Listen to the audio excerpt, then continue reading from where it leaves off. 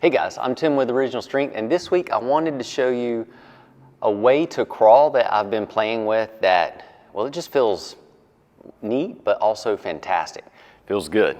And it feels good to feel good, especially when you're crawling. So I really don't know though if this is gonna translate over to video, because what I'm feeling on the inside may not be what you're seeing on the outside.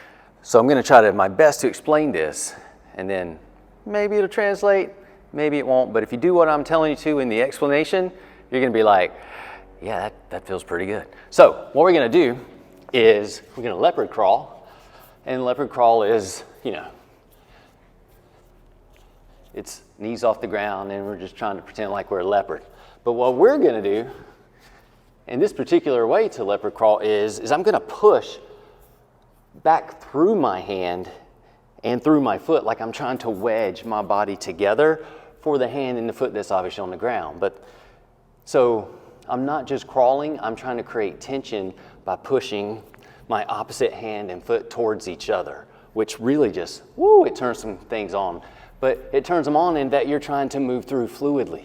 So I'm gonna do it now that I've explained it, and maybe it translates, maybe it doesn't. But I'm pushing, and I'm pushing through here and here, even when I'm moving, pushing through here and here and here.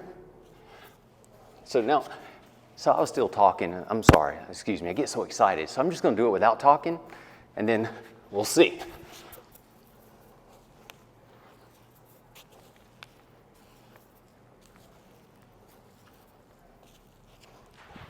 So it felt amazing. I don't know if that translated, but give that a shot. Try to push your opposite hand and foot towards each other, and you'll know when you find it, because it just, you'll feel a connection.